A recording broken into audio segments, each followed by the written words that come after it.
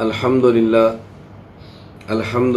وحدہ لا شریک لہ والصلاة والسلام علی من لا نبی بعد اما بعد فاعوذ باللہ من الشیطان الرجیم بسم اللہ الرحمن الرحیم ادع الی سبیل ربک بالحکمت والموعظۃ الحسنۃ وجادلہم باللتی احسن اللہم صلی علی محمد وعلی آل محمد کما صلیت علی ابراہیم وعلی آل ابراہیم انک حمید مجید اللہم بارک علی محمد وعلی آل محمد کما بارکت علی ابراہیم وعلی آل ابراہیم انک حمید مجید۔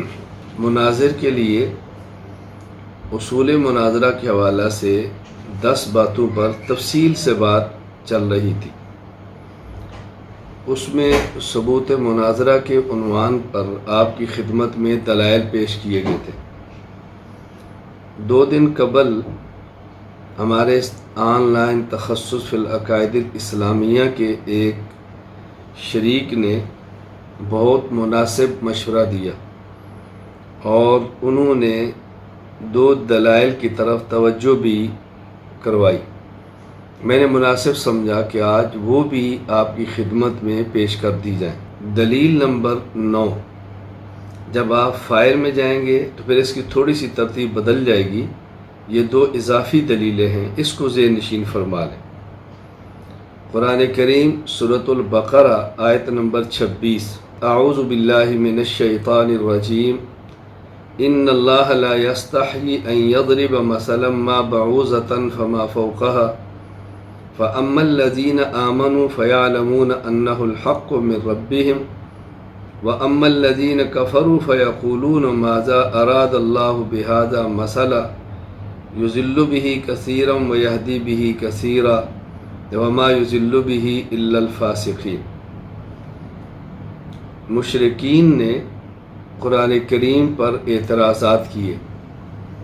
ایک ان کا اعتراض یہ تھا کہ قرآن اللہ کا کلام نہیں۔ اللہ رب العزت نے تحدی اور چیلنج کے ساتھ ان سے گفتگو کی۔ پہلے یہ بات کہی کہ اگر یہ قرآن کریم اللہ کی طرف سے نہیں ہے تو جن و انس سارے جمع ہو جائیں۔ قُلْ لَئِنِ اجْتَمَعَتِ الْإِنسُ وَالْجِنُّ عَلَىٰ أَن يَأْتُوا بِمِثْلِ هَٰذَا الْقُرْآنِ لَا يَأْتُونَ بِمِثْلِهِ وَلَوْ كَانَ بَعْضُهُمْ لِبَعْضٍ ظَهِيرًا۔ سارے مل جاؤ، اس جیسا قرآن لے آؤ، نہیں لا سکے۔ پھر اللہ رب العزت نے فرمایا کہ تم قُلْ فَأْتُوا بِعَشْرِ سُوَرٍ، 10 صورتیں لے آؤ، 10 بھی نہیں لا سکے۔ پھر ان کو فرمایا گیا فَأْتُوا بِسُورَةٍ مِّن مِّثْلِهِ، ایک صورت لے آؤ، وہ بھی نہیں لا سکے۔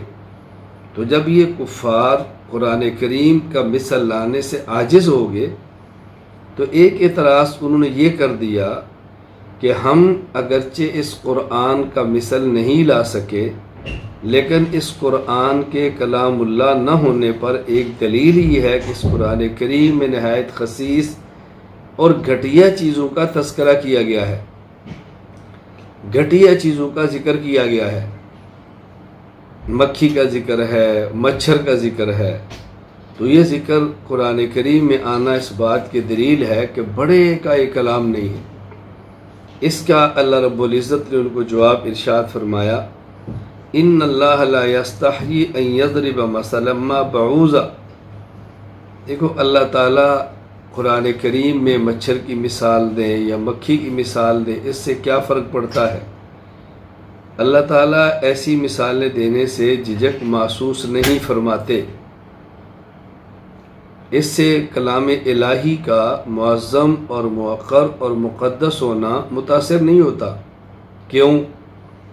اس لیے کہ بنیادی طور پر یہ دیکھنا پڑتا ہے کہ یہ جو کلام ہے، اس کلام میں جو مثال دی گئی ہے تو یہ مثال کس کے لیے دی گئی ہے؟ ایک ہے کہ مثال دینے والا کون ہے، ممثل، ایک ہے جس کے لیے مثال دی گئی ہے، ممثل لہو۔ تو مثال دیتے وقت یہ نہیں دیکھا جاتا کہ مثال دینے والے کی شان کے مطابق ہے یا نہیں، یہ دیکھتے ہیں جس کی مثال دی گئی ہے اس کی حیثیت کے مطابق ہے یا نہیں۔ تو قرآن کریم میں اللہ تعالیٰ نے جو مثال دی ہے، یہ دیکھیں جو مشرکین جن کو اپنا معبود اور الہ بنا رہے ہیں ان کی کیا حیثیت ہے، اسی کے مطابق قرآن کریم نے مثال دی ہے۔ تو ان کا جو شبہ تھا اللہ تعالیٰ نے اس کو دور کی ہے۔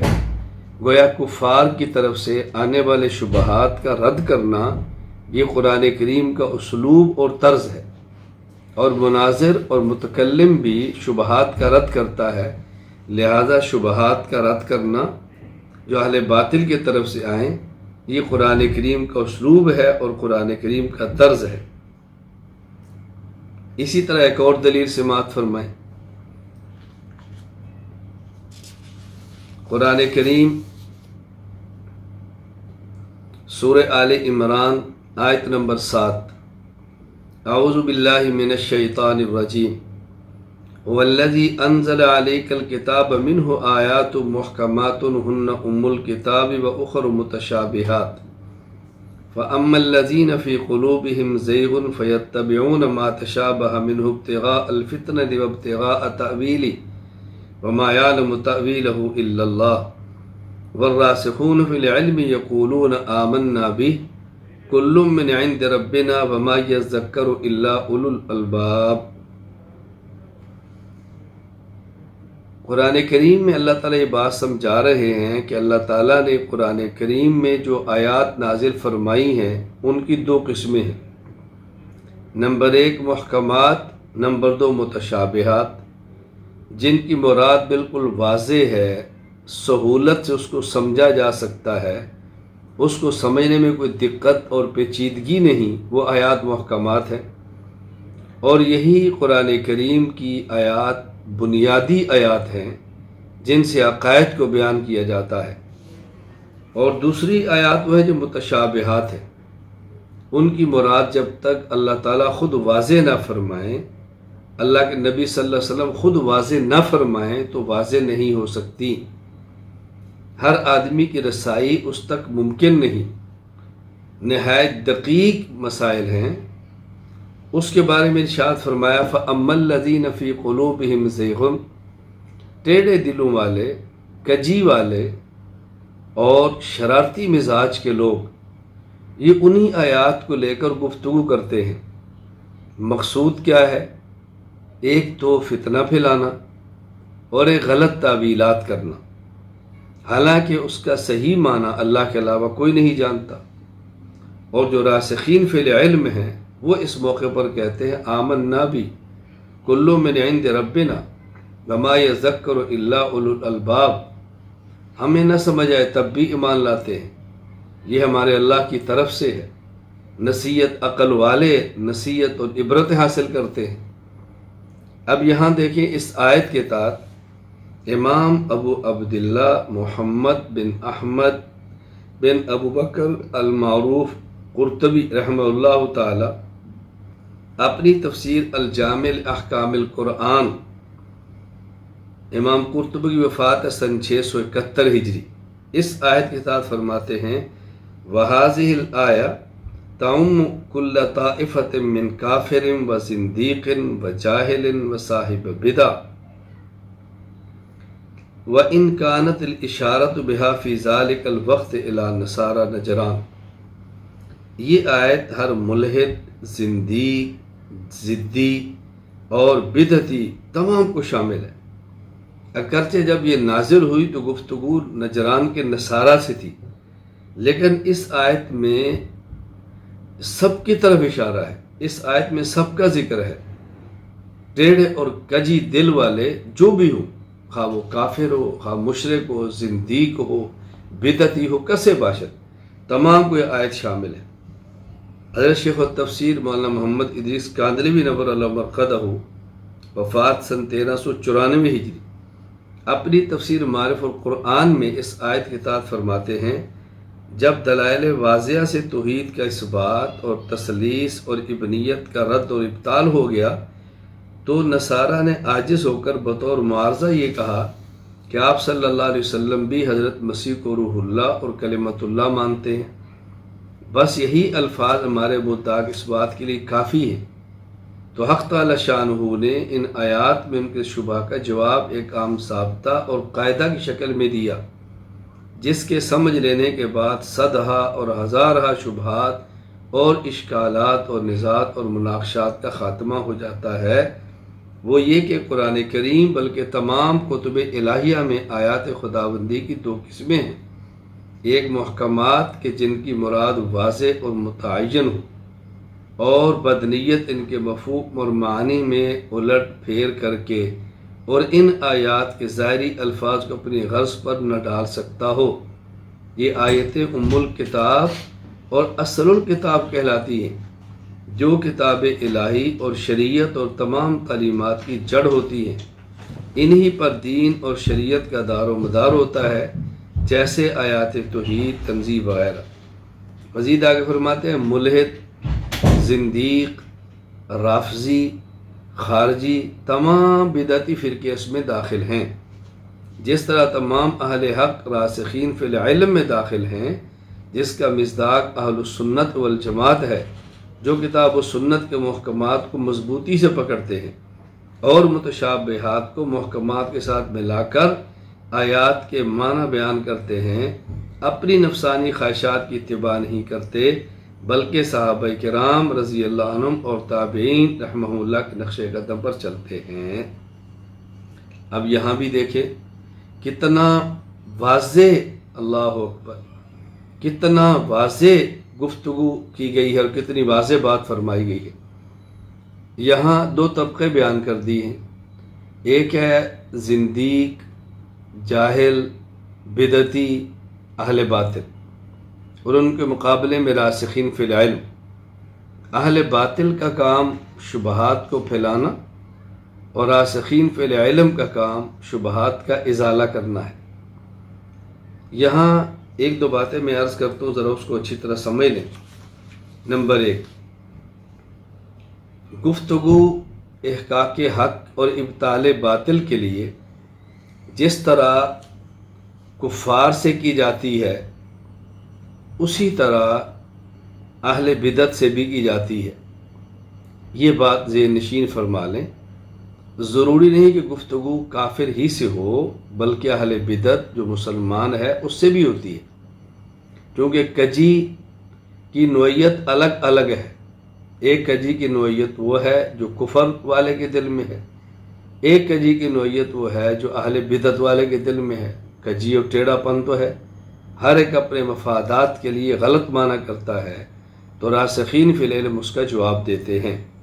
یہ اچھی طرح بات ذہن نشین فرما لیں، اس میں الجھن میں نہیں رہنا۔ دوسری بات، ایک ہے عامۃ المؤمنین، عوام الناس، ایک ہے اہل علم۔ جو عوام الناس اہل علم ہیں، عوام الناس ہیں، عام لوگ، ان کے ذمے قرآنی آیات، احادیث اور صحیح عقائد اور اعتقادات پر ایمان لانا کافی ہے۔ آگے ہوئے دلائل بیان کرنا، شبہات کا رد کرنا ان کا کام نہیں ہے۔ ہاں، جو راسخ فی العلم ہیں ان کے ذمے دو کام ہیں، نمبر ایک وہ شبہات کا جواب بھی دے، نمبر دو وہ اعتقاد بھی رکھے، دونوں چیزیں۔ قرآن کریم سورۃ النساء نمبر 162 میں ہے، لیکن الراسخون فی العلم منہم والمؤمنون یؤمنون بما انزل الیک وما انزل من قبلک۔ یہاں دیکھیں راسخین فی العلم اور مؤمنین دونوں کی بات ہو رہی ہے کہ وہ ایمان لاتے ہیں، دونوں کی۔ اور جہاں صرف عام ایمان والوں کی بات کی ہے تو اللہ تعالیٰ فرماتے ہیں ان اللہ لا یستحی ان یضرب مثلا ما بعوضۃ فما فوقها فاما الذین آمنوا فیعلمون انہ الحق من ربہم۔ ایمان والے اعتقاد رکھتے ہیں کہ ان کے رب کی طرف سے ہے، وہ اس میں گفتگو نہیں کرتے، فوراً مان لیتے ہیں۔ تو اہل ایمان جو عوام الناس ہیں ان کے ذمے صرف ماننا اور اعتقاد رکھنا ہے، اہل علم کے ذمے اعتقاد رکھنا بھی ہے اور اعتقاد کو پھیلانا، عقائد کو عام کرنا اور اہل باطل کی شبہات کا جواب دینا بھی ہے۔ ان حضرات نے دونوں کام کرنے ہیں، صرف ایک کام نہیں کرنا، اس کو ذہن نشین فرما لیں۔ خیر، یہ دو دلیلوں کا اضافہ تھا جو آپ کی خدمت میں پیش کر دیا۔ ہمارا آپ سے وعدہ تھا کہ آخر میں چند ایک مناظرے بھی سنائیں گے، اس سے پہلے ایک بات بہت ضروری ہے جو میں کرنا چاہتا ہوں، اس کو سمجھیں۔ ایک بات جو بہت اہم ہے وہ ذہن نشین فرما لیں۔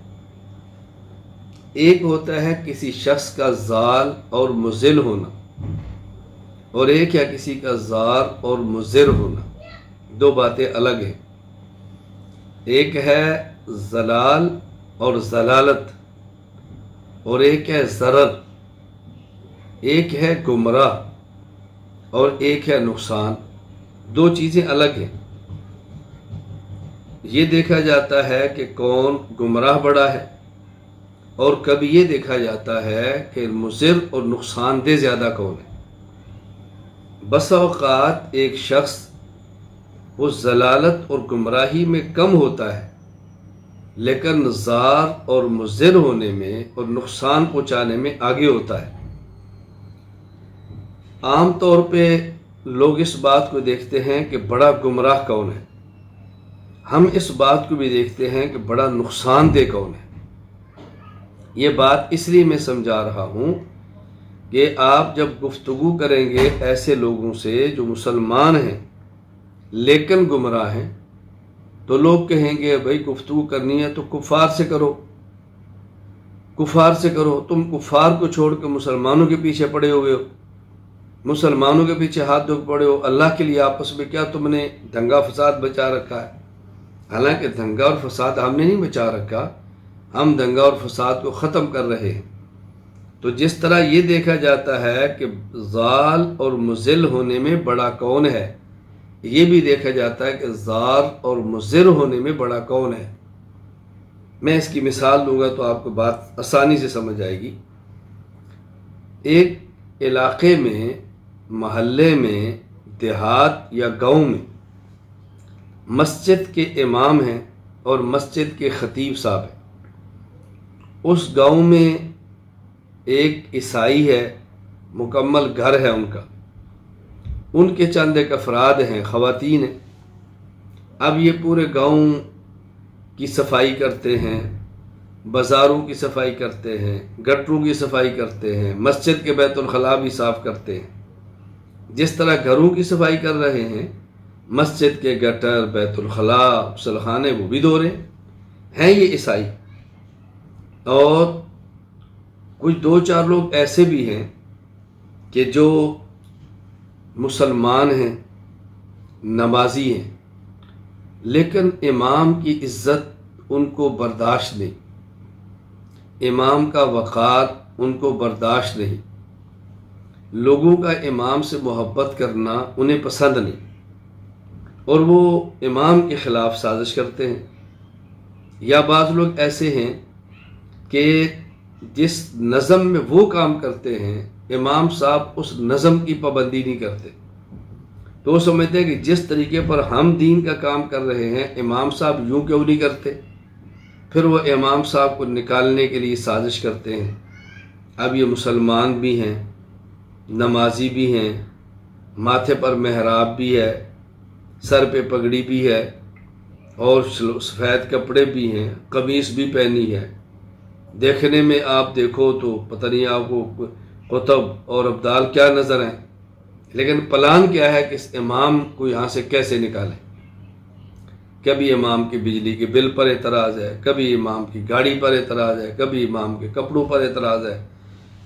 خیر، اب یہ دیکھیں کہ ایک طرف وہ عیسائی ہے جو ہے تو ضال یعنی غیر مسلم ہے، کفر سے بڑی گمراہی کیا ہو سکتی ہے، لیکن مسجد کی صفائی بھی کرتا ہے، مسجد کے بیت الخلاء، مسجد کے غسل خانے، مسجد کے گٹر، امام صاحب کا گھر صفائی بھی کرتا ہے، امام صاحب کی عزت بھی کرتا ہے۔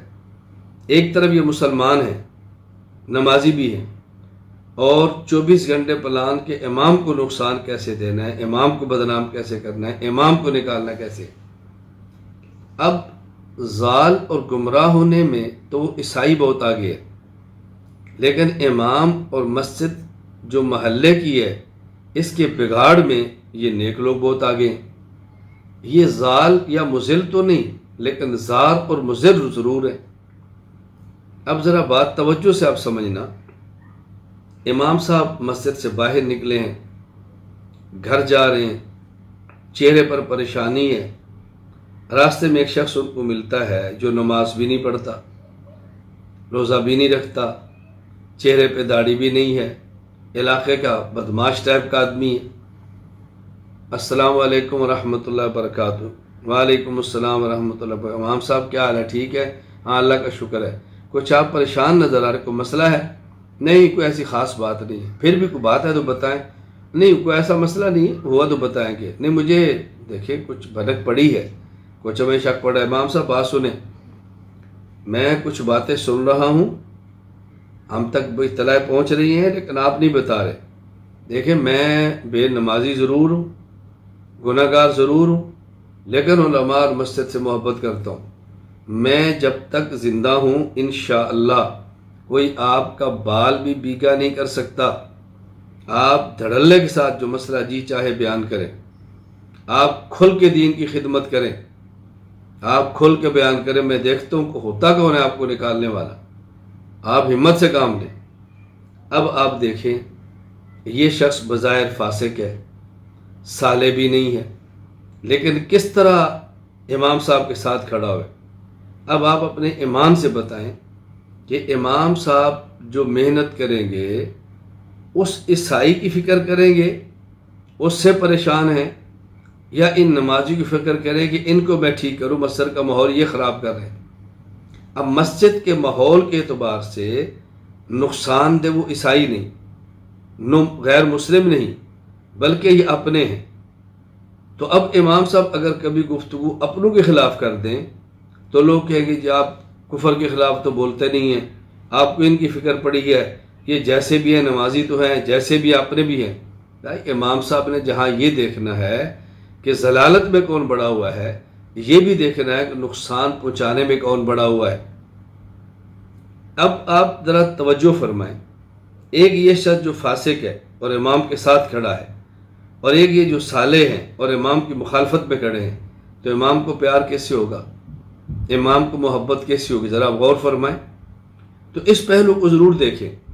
اسی طرح بسا اوقات لوگ ضال اور مضل ہونے میں چھوٹے ہوتے ہیں لیکن ضال اور مضل ہونے میں بڑے ہوتے ہیں، ہوتے پھر کے مسلمان ہیں لیکن نقصان وہ دیتے ہیں، نمازی خراب وہ کرتے ہیں، خسر پسر وہ کرتے ہیں، شبہات وہ ڈالتے ہیں۔ آپ مسجد میں نہیں آئے، نمازی نہیں بنے، نماز نہیں پڑھتے، لیکن اللہ کا کرنا ہو کسی عالم کا بیان سنا، نمازی بن گئے، کسی شیخ سے بیعت ہوئے، نمازی بن گئے، کہیں تبلیغ میں وقت لگا، نمازی بن گئے۔ جو ہی نمازی بنے، اب ایک شخص آپ کے ساتھ آتا ہے، نماز پڑھتا ہے اور نماز کے بعد فوراً پکڑتا ہے، تیری تو نماز نہیں ہوتی، تو رفع دین نہیں کرتا، تو آمین اونچی نہیں کہتا، تو ٹانگیں ایسے رکھتا ہے۔ اب یہ شخص الجھن کے اندر ہے کہ دیکھو پہلے میں نماز پڑھتا نہیں تھا، اب میں پڑھتا ہوں تو میری ہوتی نہیں، یا اللہ میرا کیا بنا؟ اور یہ میں بات آپ کو سنی سنائی نہیں کہہ رہا کہ ایسے ہوائی بات ہو، میں یہ بات کہہ رہا ہوں جو مجھ سے تعلق والے بعض احباب خود اپنی بات کہتے ہیں کہ حضرت جب تک میں نماز نہیں پڑھتا تھا تو یہ مسئلہ نہیں تھا، نمازی بنو تو اب یہ لوگ مجھے یوں کہتے ہیں، تو پہلے میں پڑھتا نہیں تھا، اب پڑھتا ہوں تو کہتے ہیں ہوتی نہیں، میں کیا کروں؟ اب آپ بتاؤ مسجد میں محنت کن کے خلاف کریں گے؟ ایک شخص نمازی کے راستے میں رکاوٹ نہیں، ایک نمازی بننے والے کو خراب کر رہا ہے، تو آپ کس کے لیے محنت کرو گے؟ تو یہ بات اچھی طرح ذہن نشین فرما لو کہ بعض لوگ غیر مسلم ہوتے ہیں لیکن وہ اسلام کے راستے میں رکاوٹ نہیں ڈالتے، وہ نماز مساجد کو برباد نہیں کرتے، اور بعض مسلمان ہوتے ہیں اور وہی رکاوٹیں ڈالتے ہیں مدارس کے راستے میں، مساجد کے راستے میں، نمازیوں کے راستے میں اور بدعات کو پھیلانے میں۔ تو وہاں پھر کام ان کے خلاف کرنا پڑتا ہے جو مسلمان ہوتے ہیں لیکن دین کے لیے ذات اور مضر اور نقصان دہ ہوتے ہیں۔ تو دو باتیں الگ ہیں، ایک شخص کا ذال اور مضل ہونا اور ایک ذات اور مضر ہونا۔ صرف ذال اور مضل کو نہیں دیکھا جاتا بلکہ ذات اور مضر کو بھی دیکھا جاتا ہے۔ بعض لوگ ایسے ہوتے ہیں بظاہر دیندار نہیں ہوتے لیکن اللہ تعالیٰ ان سے ایسا کام لیتا ہے کہ اللہ پر بندہ شش کر اٹھتا ہے۔ ہمارے ہاں پاکستان میں ایک عالم تھے بہت بڑے، ان کو ایک شخص نے گاؤں سے خط لکھا، حضرت ہمارے گاؤں میں قادیانی، مرزائی، منکرین ختم نبوت بہت ہے، تو آپ ہمارے گاؤں میں بیان کے لیے تشریف لاؤ۔ حضرت جب ان کے گاؤں میں تشریف لے گئے بیان کے لیے، تو اس گاؤں کا جو بڑا تھا نمبردار، وہ خود قادیانی تھا، اس نے جا کر کہا کہ مولانا خبردار اگر آپ نے اس گاؤں میں بیان کیا، اور اس زمیندار، اس غریب سے کہا خبردار تو نے بیان ہونے دیا، اس مسجد میں قادیانی خلاف بیان کیا تو ہم تیرا یہ کر دیں گے وہ کر دیں گے۔ مولانا پہنچ گئے اس غریب کے گھر، اس غریب نے کہا جب میں بہت مجبور ہوں، میں آپ کا مسجد میں بیان نہیں کرا سکتا، میں آپ کو دعوت تو دے بیٹھا ہوں، یہ آپ کرایہ لیں اور آپ واپس تشریف لے جائیں۔ میں نے فرمایا میں تو کرائے کے لیے نہیں آیا، پیسوں کے لیے نہیں آیا، میں تو آقا نامدار صلی اللہ علیہ وسلم کی ختم نبوت کو بیان کرنے کے لیے آیا ہوں۔ مجھے یہ بتا کہ تمہارے گاؤں میں کوئی مسلمان ایسا ہو جس سے میری ملاقات کراؤ اور بڑا ہو۔ اس نے کہا جی اور تو میرے علم میں نہیں، یہاں ڈاکو ہے اور اس سے میں آپ کو ملاقات کرا سکتا ہوں، وہ روب داب ڈنڈے والا ہے۔ فرمایا ملا چلو۔ اس ڈاکو کے پاس لے کر کے، اس کا نام تھا نورا ڈاکو، وہاں جا کر ملے، ان سے سلام لیا، تو اس ڈاکو نے کہا کیسے تشریف لائے؟ کہا بھائی تمہارے گاؤں میں آیا تھا رسول اکرم صلی اللہ علیہ وسلم کی ختم نبوت کو بیان کرنے کے لیے، اور یہاں فلاں فلاں مرزائی ہیں بڑے، ان اس غریب آدمی کو منع کر دیا ہے، تو اس لیے آپ کے پاس ہوں کہ آپ ہمارا تعاون کرو۔ اس نے کہا جی آپ میرے ساتھ تشریف لائیں۔ اس ڈاکو نے اپنے ہاتھ میں بندوق کو لیا، عالم کو لیا اور مسجد میں چلے گئے، اعلان کیا جلسہ ہوگا، لوگ اکٹھے ہو گئے۔ اس نے کھڑے ہو کر کہا دیکھو میں ڈاکو ہوں، میں بے دین ہوں، لیکن آج میرے آقا کی ناموس کا مسئلہ ہے، مولانا کھل کے بیان کرو۔ جس شخص نے روکنے کی کوشش کی میں گولی اس کے سینے سے پار کر دوں گا۔ کھڑا ہو گیا، مولانا نے کھل کے ختم نبوت پہ بیان فرمایا، تشریف لے گئے۔ کچھ وقت گزرا تو ایک شخص ان مولانا کو ملنے کے لیے آیا، چہرے پہ داڑھی، سر پہ پگڑی، ہاتھ میں ماشاءاللہ عصا پکڑا ہوا۔ پوچھا جی کون؟ اس نے کہا میں نورا ڈاکو۔ کہا آپ اس حالت میں؟ اس نے کہا جی ہاں، آپ تشریف لائے تھے اور میں آپ کی معاونت کے لیے، رسول اللہ صلی اللہ علیہ وسلم کی ختم نبوت کے لیے آپ کے ساتھ کھڑا ہوا، اور اس وقت جو میں نے آپ کا پہرا دیا تو رات کو پھر حضرت رسول اکرم صلی اللہ علیہ وسلم میری خواب میں تشریف لائے، اور آپ نے آ کر پھر میری حوصلہ افزائی فرمائی، اور آپ نے میرے ساتھ اعلان محبت فرمایا۔ بس وہ دن اور یہ دن میری کایا پلٹ گئی۔ تو اب دیکھو بظاہر ایک بندہ دیندار بھی نہیں تھا، لیکن دین کے لیے نقصان دہ نہیں تھا، ذاتی معاملات جیسے بھی تھے، دین کے ساتھ کھڑا ہو گیا۔ خیر میں نے آپ کی بات جو بنیادی سمجھائی ہے، ایک ہے کسی شخص کا ضال اور مضل ہونا، اور ایک ہے کسی شخص کا ذات اور مضر ہونا، یہ دو باتیں الگ ہیں، اور دونوں کی حیثیت اور نوعیت کا آپ نے ہمیشہ خیال کرنا ہے۔ آپ جتنے میرے مخاطبین ہیں، میں آپ سے پوچھتا ہوں آپ خود اندازہ فرمائیں، اس وقت جتنا واسطہ آپ کو پڑ رہا ہے، اہل حق کو جتنے لوگ پریشان کرنے والے ہیں، ان میں اکثریت کن لوگوں کی ہے؟ وہ کون لوگ ہیں؟ تو ظاہر ہے جب ہماری نمازوں کو یہ وہ باتیں کریں گے تو جواب انہی کو دیں گے، ہمارے عقائد پر بات کریں گے جواب انہی کو دیں گے، ہمارے اکابرین پر اعتراضات کریں گے تو جواب انہی کو دیں گے۔ یہ باتیں ذہن نشین فرما لیں، اللہ ہم سب کو بات سمجھنے کی توفیق عطا فرمائے۔ چند ایک مناظرے آپ حضرات کی خدمت میں پیش خدمت ہیں، آپ اس کو ذرا سماعت فرمائیں۔ حضرت شاہ عبدالعزیز محدث دہلوی رحمہ اللہ تعالی، وفات سن 1239 ہجری، اپنی کتاب تحفہ اثنا عشریہ باب ہشتم عقیدہ سوئم کے تحت لکھتے ہیں، حضرت عمر بن خطاب رضی اللہ تعالی عنہ کے پاس ایک مجوسی آیا، اور اس نے برتن میں 3 سر رکھے ہوئے تھے۔ اس نے کہا یہ 3 سر ہیں، ایک میرے والد کا ہے، ایک میری والدہ کا ہے، اور ایک میرے بھائی کا ہے، فوت ہو گئے ہیں، جسم ان کے مٹی میں مل گئے ہیں، یہ تینوں کے سر میں اٹھا کے لایا ہوں۔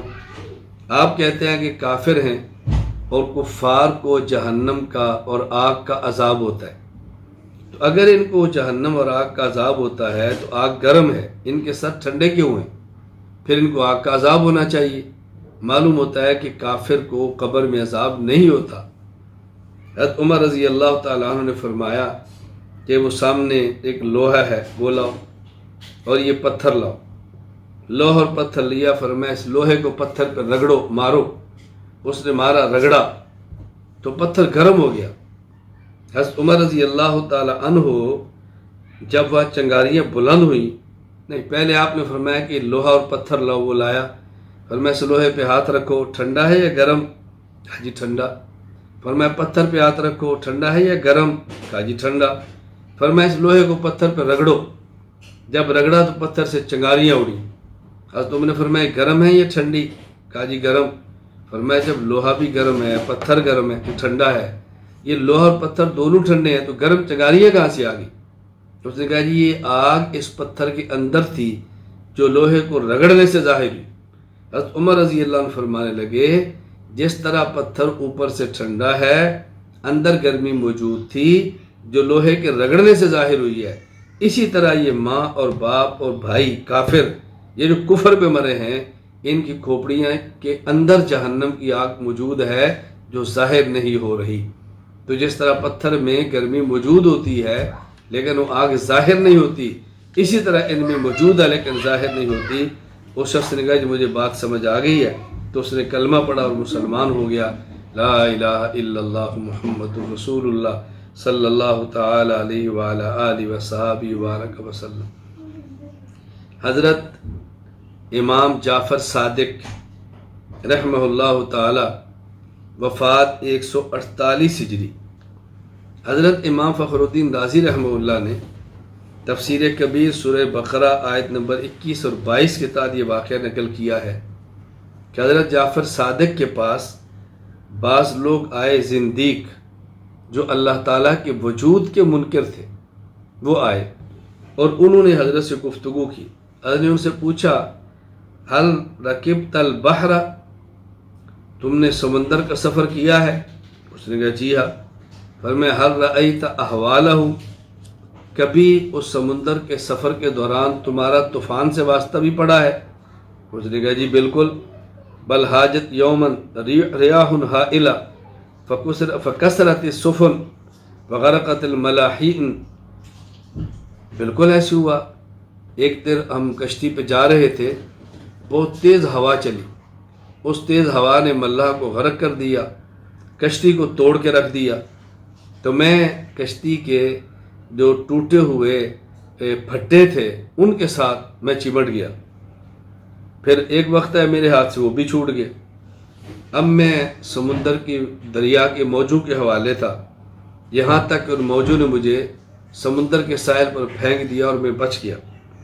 حضرت جعفر صادق فرمانے لگے یہ بتاؤ قد کان اعتمادک من قبل علی السفینہ، پہلے تمہارا اعتماد کشتی اور ملاح پر تھا، جب وہ ٹوٹ گئی تو پھر علی اللوح، تختے پر، کشتی پر وہ آ گیا، اور جب وہ بھی چلا گیا، کشتی بھی گئی، ملاح بھی گیا، کشتی کے تختے بھی ٹوٹے، اب تیرا کیا خیال تھا؟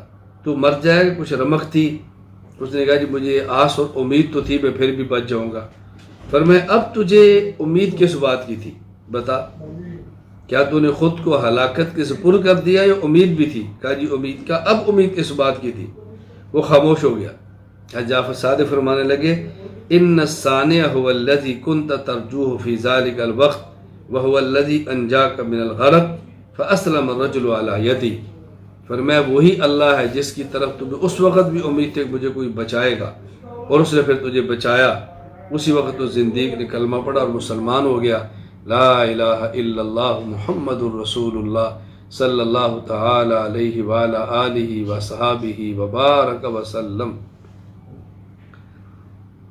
حضرت امام فخر الدین رازی رحمہ اللہ نے تفسیر کبیر سورۃ البقرہ آیت 22 سے 21 کے تحت حضرت امام ابو حنیفہ نعمان بن ثابت وفات 150 ہجری کا ایک مناظرہ نقل کیا، اور حضرت امام راضی فرماتے ہیں کان ابو حنیفہ رحمہ اللہ سیفا علی الدہریہ، حضرت امام ابو حنیفہ رحمہ اللہ تو دہریت کے خلاف ایک تلوار تھے، اللہ اکبر، دہریت کے خلاف تلوار سیف بے نیام تھے، اور یہ دہری حضرت امام صاحب رحمہ اللہ کو قتل کرنا چاہتے تھے۔ ایک دن انہوں نے دیکھا کہ امام صاحب رحمہ اللہ مسجد میں اکیلے ہیں، وہ ہجوم بنا کر آئے کہ امام ابو حنیفہ کو قتل کرتے ہیں۔ حضرت امام ابو حنیفہ رحمہ اللہ جب ان کو دیکھا تو آپ نے فرمایا تم ایسا کرو، میں ایک بات تم سے پوچھتا ہوں، مجھے تم اس کا جواب دو، پھر جو تمہارا جی چاہے کرنا۔ انہوں نے کہا جی بتائیں۔ حضرت امام صاحب نے فرمایا تم مجھے یہ بتاؤ کہ ایک شخص یہ دعویٰ کرتا ہے انی رأیت سفینۃ مشحونۃ بالاحمال مملوءۃ من الاسقال، ایک شخص یہ دعویٰ کرتا ہے کہ میں نے سامان سے لدی ایک کشتی دیکھی ہے جس میں لوگ سوار تھے، وہ کشتی سمندروں کے موجوں میں رواں دوا تھی، ہوا اس کے مخالف چل رہی تھی، اور اس کشتی کو کوئی چلانے والا، حفاظت کرنے والا بھی نہیں تھا، اور وہ کشتی پھر بھی صحیح رخ پہ جا رہی تھی، تو تم بتاؤ کیا عقل اس بات کو مانتی ہے؟ انہوں نے کہا جی ھذا شیء لا يقبلہ العقل، اس کو عقل کیسے قبول کرتی ہے؟ تو امام صاحب رحمہ اللہ فرمان لگے سبحان اللہ یا سبحان اللہ، اذا لم یجزی فی العقل سفینۃ تجری فی البحر مستوینۃ من غیر متعاہد، اللہ، جب ایک کشتی سمندر میں بغیر چلانے والے ملاح کے نہیں چل سکتی، تو یہ بتاؤ اس پوری دنیا کا نظام، روزانہ سورج کا نکلنا، پھر سورج کا ڈوبنا، پھر دن اور رات کا بدلنا، یہ سب بغیر کسی بنانے والے اور چلانے والے کے کیسے چل سکتے ہیں؟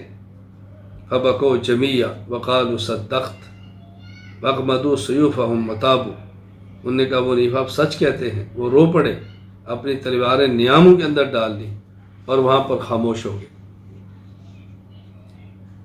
توبہ کر لی۔ مجھے ایک واقعہ یاد آیا، ہم سلم العلوم پڑھا کرتے تھے تو ہمارے استاذ تھے، انہوں نے ہمیں ایک واقعہ سنایا، سید نذیر شاہ صاحب دامت برکاتہم، فرمایا کہ ایک بوڑھی عورت جنگل میں چرخہ کاٹ رہی تھی، پاس سے وہ شخص گزرا اور انہوں نے پوچھا کہ اماں جان کیا آپ نے دینی یا دنیاوی کوئی تعلیم حاصل کی ہے؟ کہا بیٹا نہیں۔ کہ اچھا آپ یہ بتائیں کیا اللہ تعالیٰ کے وجود پر یقین رکھتی ہیں؟ کہا بالکل۔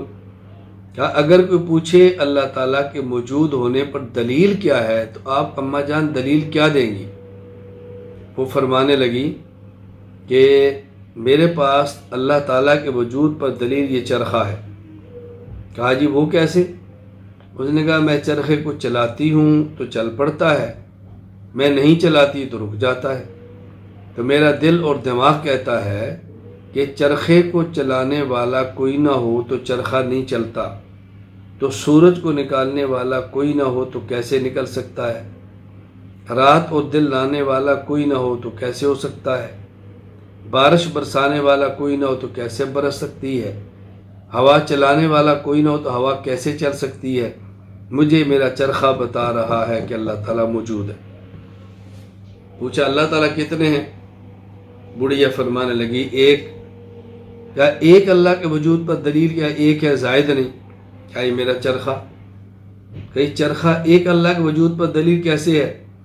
فرمانے لگی میں جوان ہوئی، میرا نکاح ہوا، اماں نے مجھے چرخہ دیا، میں بوڑھی ہو گئی، بال سفید ہو گئے، چرخہ بھی ٹھیک ہے، مجھے اس سے پتہ چلا کہ اللہ ایک ہے۔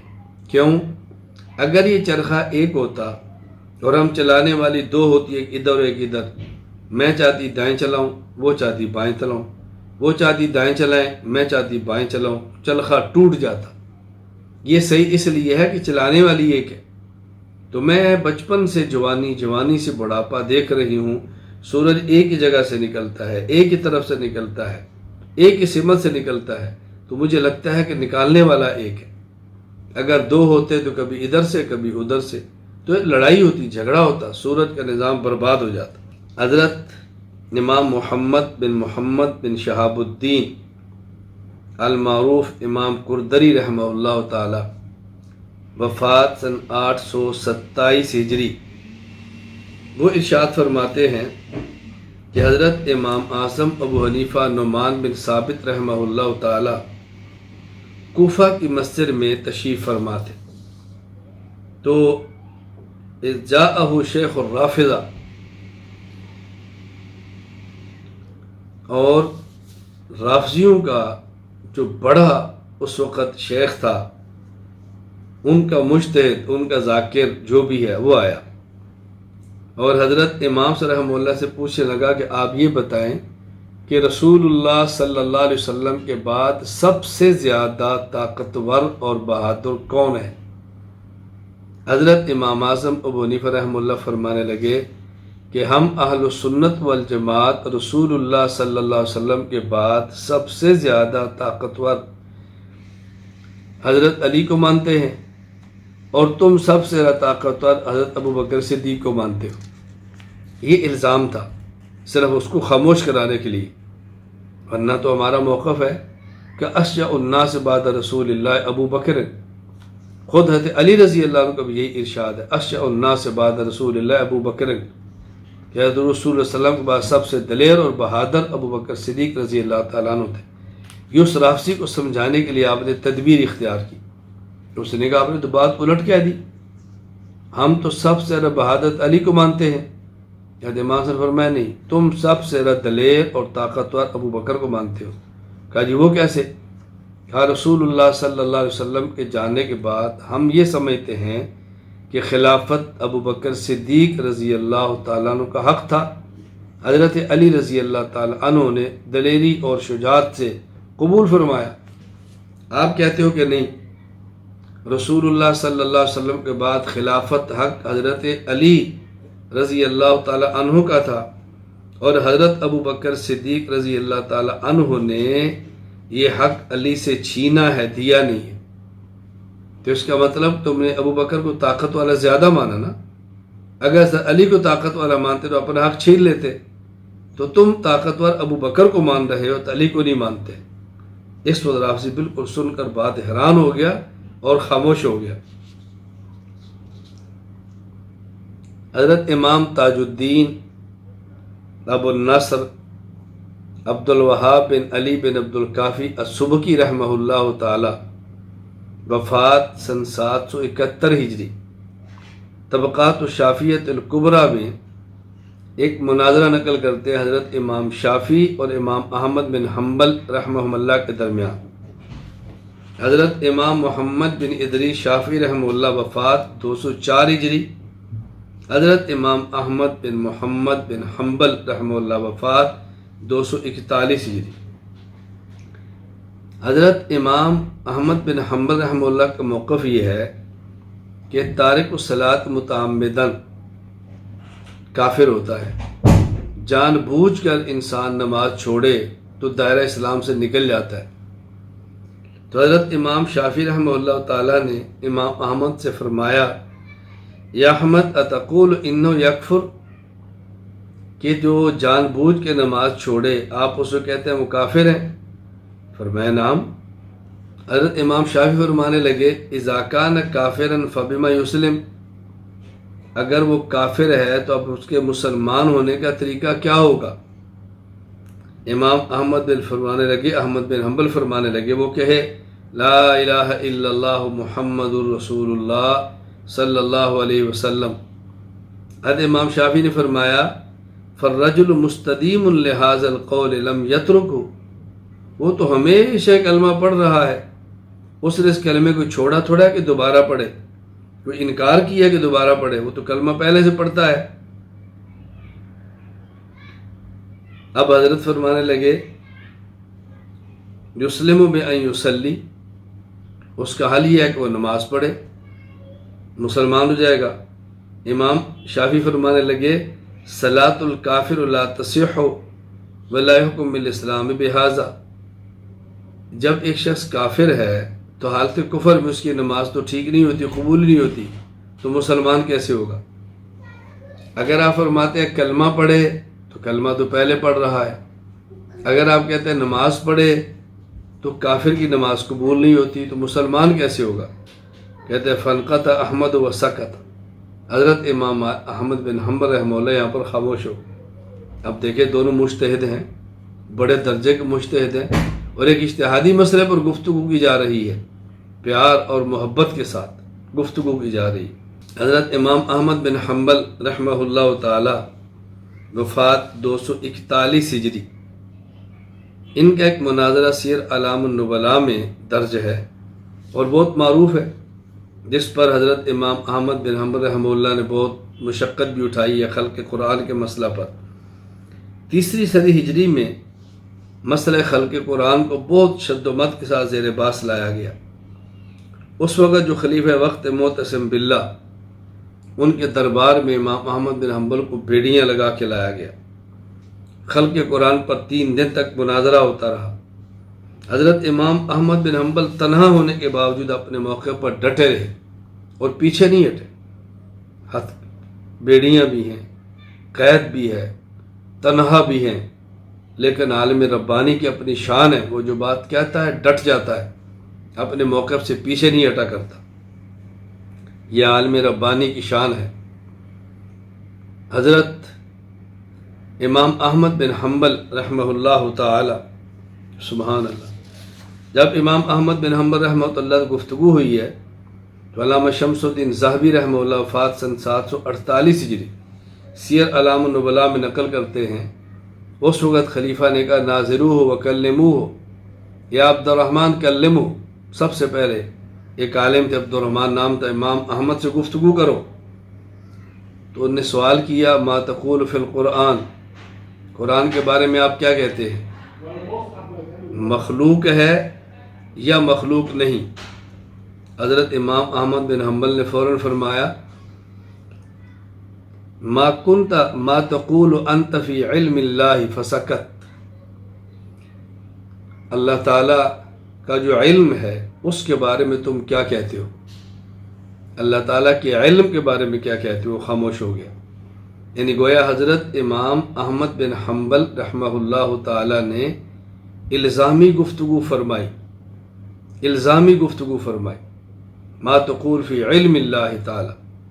اب ظاہر ہے اللہ کا علم اللہ کا صفت ہے، اس کو تو مخلوق کہہ نہیں سکتا تھا، اور قرآن بھی اللہ کا علم ہے، تو یوں الزامی بات کی۔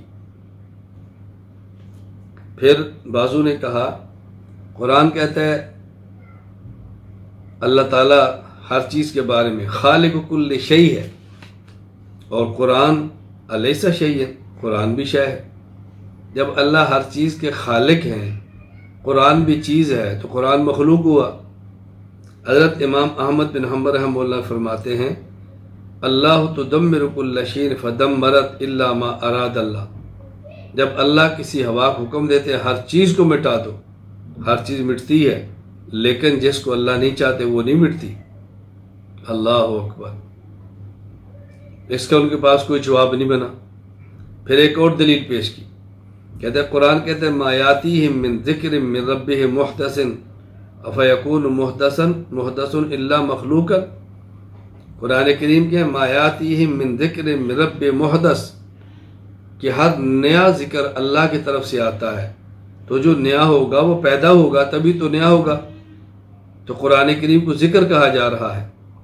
حضرت امام صاحب فرمانے لگے صاد والقرآن ذی ذکر فالذکر هو القرآن وتلک لیس فیہا الف ولا ہم، فرمایا جو تم نے آیت پڑھی اس میں ہے ما یاتیہم من ذکر، والف لام نہیں ہے، اور قرآن کریم کو اللہ تعالیٰ فرماتا ہے ذی ذکر الف لام کے ساتھ، تو قرآن الذکر الف لام ہے، اور جو تم نے پڑھا من ذکر والف لام نہیں ہے۔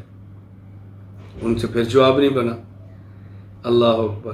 تو ایک شخص نے کہا جی حدیث پاک میں ان اللہ خلق الذکر، یہاں تو الف لام بھی ہے، اللہ تعالیٰ نے الذکر کو پیدا کیا، تو پھر الذکر مخلوق ہوا، اور قرآن الذکر ہے تو مخلوق ہوگا۔ امام احمد بن حنبل فرمانے لگے ھذا خطأ حدثنا غیر واحد ان اللہ کتب الذکر، یہ بات تم غلط کہتے ہو، مجھ پر حدیث مبارک کئی ایک راویوں کے واسطہ سے پہنچی ہے، کئی ایک محدثین نے پہنچائی ہے، اور کہتے ہیں ان اللہ کتب الذکر، خلق نہیں کتب کا لفظ ہے، ذکر کو لکھا گیا ہے، کتب ذکر، تو گفتگو دلائل سے چلتی رہی، بے بس ہو گئی۔ امام احمد بار بار یہ فرماتے، یا امیر المومنین اعطونی شیئا من کتاب اللہ او سنت رسول اللہ صلی اللہ علیہ وسلم حتی اقول بھی، کتاب اللہ کو لاؤ، سنت کو لاؤ، دلیل کو لاؤ، میں پھر بات آپ کی قبول کروں گا۔ تو دیکھ حضرت امام احمد بن حنبل رحمہ اللہ تعالی کس طرح کھڑے ہیں دلیل کے ساتھ، اللہ اکبر، کس طرح دلیل کے ساتھ کھڑے ہیں۔ مجھے یہاں ایک واقعہ یاد آیا، حضرت امام مالک رحمہ اللہ تعالی کیا شان کے ساتھ جیتے تھے، کیا ٹھاٹھ کے ساتھ جیتے تھے امام مالک رحمہ اللہ تعالی۔ ایک جوڑا سال میں پہنتے، دوبارہ پھر وہ نہیں پہنتے تھے، ہر روز ایک جوڑا کپڑے کا تبدیل ہوتا۔ ایک تاجر نے امام مالک سے وعدہ کیا ہوا تھا کہ آپ ہر روز ایک سوٹ نیا پہنیں، حدیث پاک پڑھائیں، کل پھر نیا پہنیں، حدیث پڑھیں۔ سال بھر کے کپڑے امام مالک کو مہیا کرتا۔ کس ٹھاٹھ سے امام مالک جیتے تھے، لیکن جب مسئلہ پیش آ گیا، حضرت امام مالک رحمۃ اللہ علیہ کا موقف یہ تھا، طلاق المکرہ واقع نہیں ہوتی، جبری طلاق نہیں ہوتی، ان کا موقف تھا۔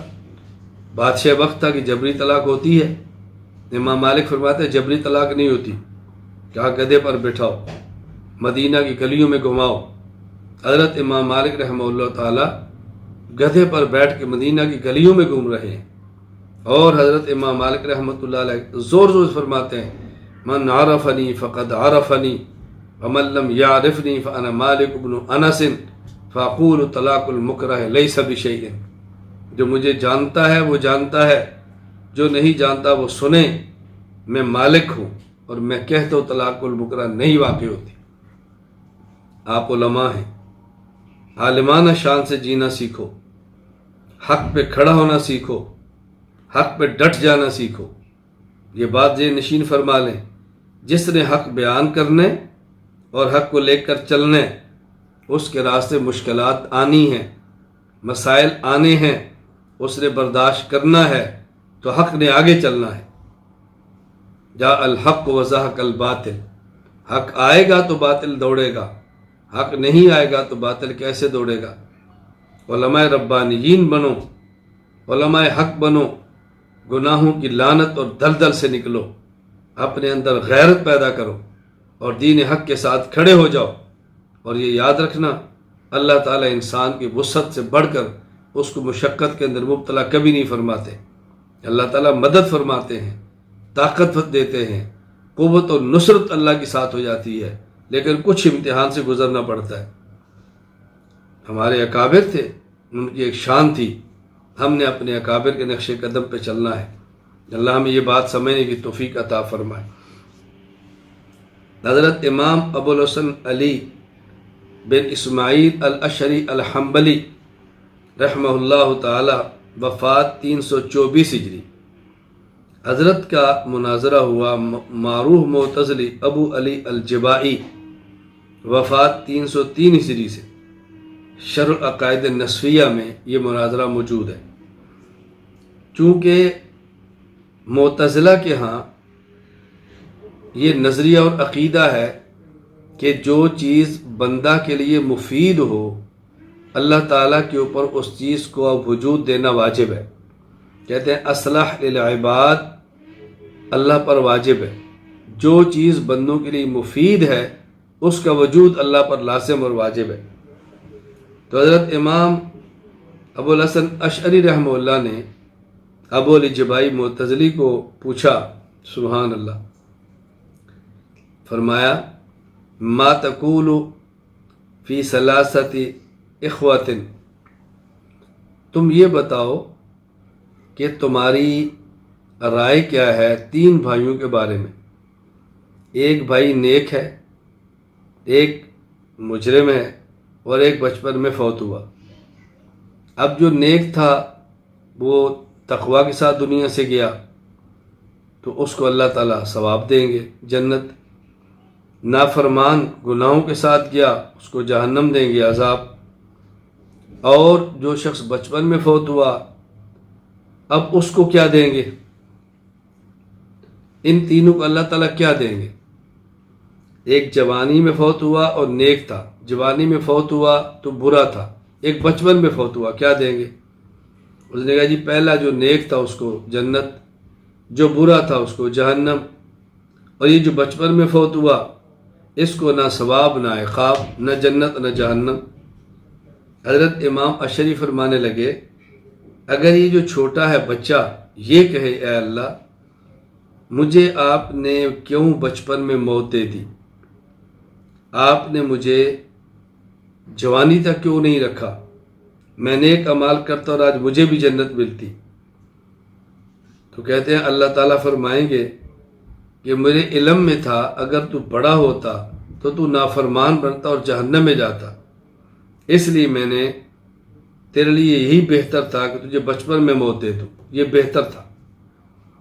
امام اشعری فرمانے لگے اچھا جو جوانی میں بد عملیاں کر کے مرا ہے وہ اللہ سے کہہ دے کہ اللہ جب آپ کے علم میں تھا کہ میں نے بڑے ہو کر گناہ کرنے ہیں اور جہنم میں جانا ہے تو مجھے آپ نے بچپن میں موت کیوں نہیں دی تاکہ میں ان گناہوں سے بچ جاتا اور میں بھی جنت میں جہنم سے بچ جاتا۔ کہتے ہیں اس کا ابو الجبائی کے پاس کوئی جواب نہیں تھا، پھر خاموش ہو گیا۔ حکیم الامت مولانا اشرف علی تھانوی رحمہ اللہ تعالی، وفات 362 ہجری، ملفوظات حکیم الامت جلد 7 کے اندر یہ واقعہ موجود ہے۔ حضرت تھانوی رحمہ اللہ تعالی فرماتے ہیں کہ جتنے عقل پرست ہیں ان کو سوچتی ہیں تو سب بے عقلی ہی کی باتیں سوچتی ہیں، باقی دین کو تو ان لوگوں نے تختہ مشق بنا رکھا ہے، یعنی جتنے عقل پرست ہیں ان کو سوچتی ہیں تو بے عقلی کی باتیں۔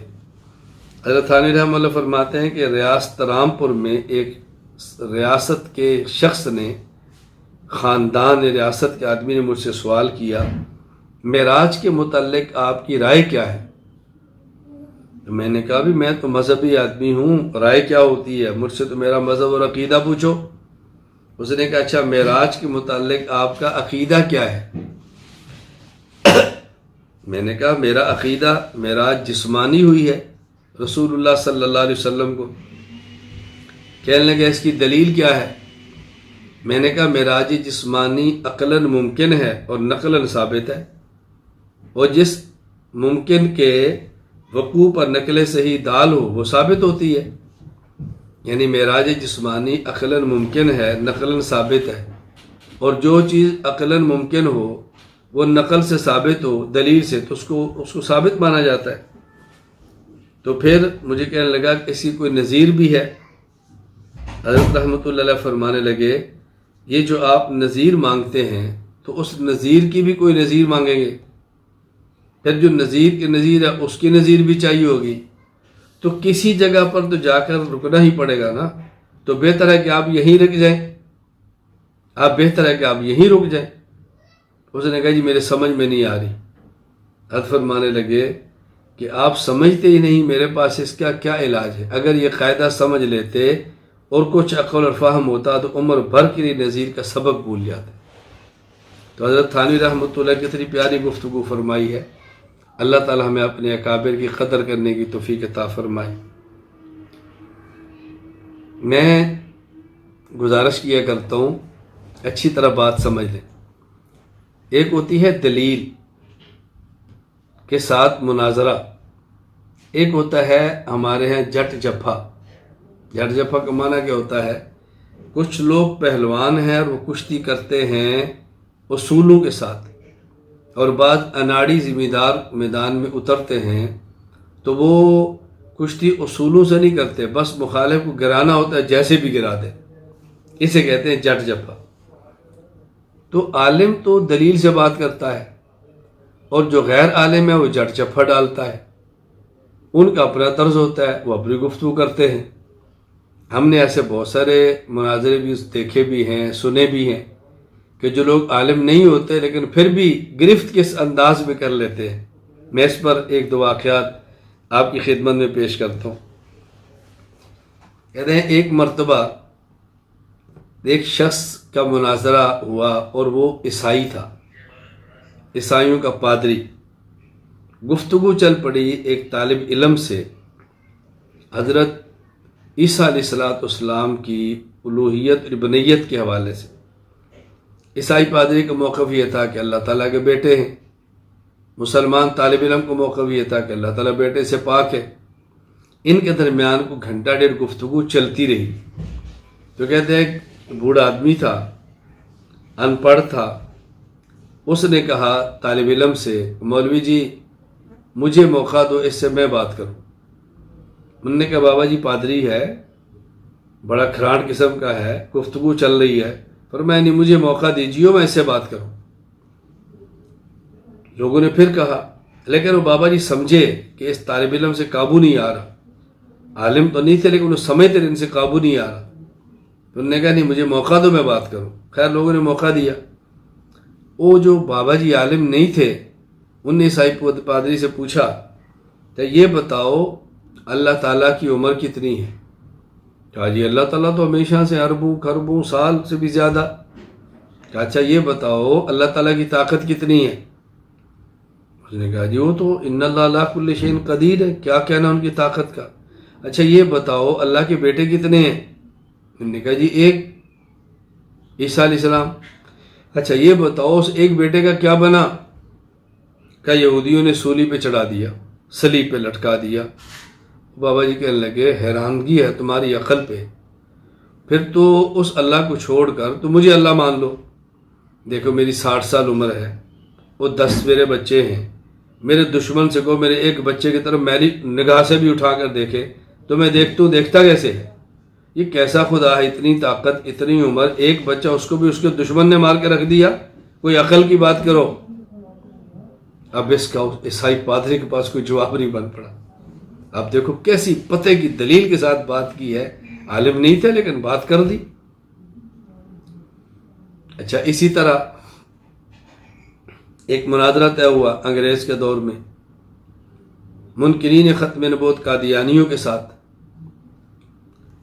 اب مناظرے کا وقت طے ہو گیا، مسلمان مناظر عالم نے آنا تھا، انگریزوں نے ٹرین روک دی، وہ موقع پر پہنچ نہیں سکے۔ اب وہاں مرزائی اور قادیانی بہت شور کر رہے تھے، مسلمان نہیں آیا، مناظر نہیں آیا، کدھر گیا، یہ ہوا وہ ہوا۔ ایک آدمی اٹھا، وہ عالم نہیں تھا، کھڑا ہوا، اس نے کھڑے ہو کر کہا مسلمان اگر عالم نہیں پہنچا تو میں مناظرہ کروں گا۔ لوگوں نے کہا یار تو کیسے کرے گا، نہ تیرے پاس علم، نہ کتاب، نہ دلیل۔ کہا میں کروں گا۔ خیر وہ کھڑا ہوا، اس نے کھڑے ہو کر بات شروع کی۔ پہلے مرزائی سے کہا بھی تم بات کرو، کیا کہنا چاہتے ہو؟ اس نے وہ 5-10 منٹ مرزے کے بارے میں باتیں کی، جو بھی اس کے ہاں دلیلیں تھیں، جو کوئی ٹکونسلے تھے مارتا رہا۔ تو یہ جو بزرگ تھے کھڑے ہوئے اور انہوں نے 5 منٹ پر جی بھر کے مرزا قادیانی کو گالیاں دی، جی بھر کے لتاڑا۔ اب لوگ مسلمان تھے، شرمندہ ہو رہے ہیں، آنکھیں جھکا رہے ہیں، یہ کیا کر رہا ہے؟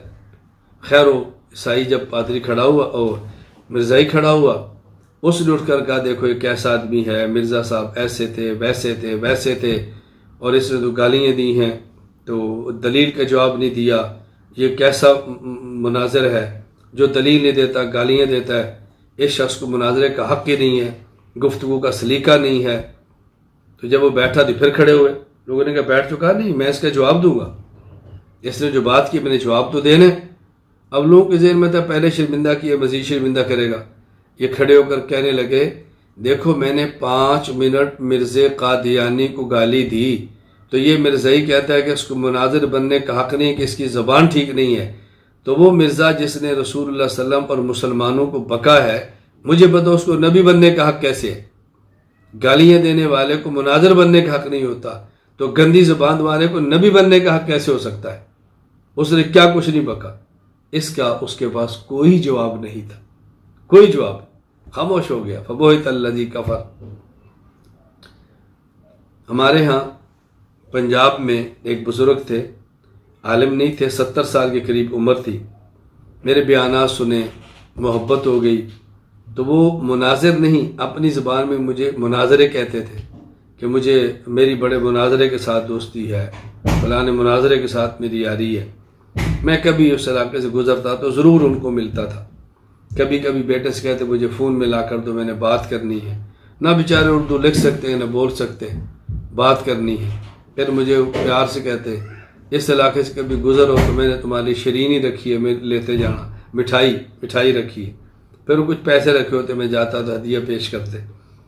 تو وہ چڑھے ہوئے تھے، غیر مقلدین کیا تھی، یہ لوگ ان سے مال بٹورتے تھے قربانی کے نام پہ، جان پتہ نہیں کیا کیا.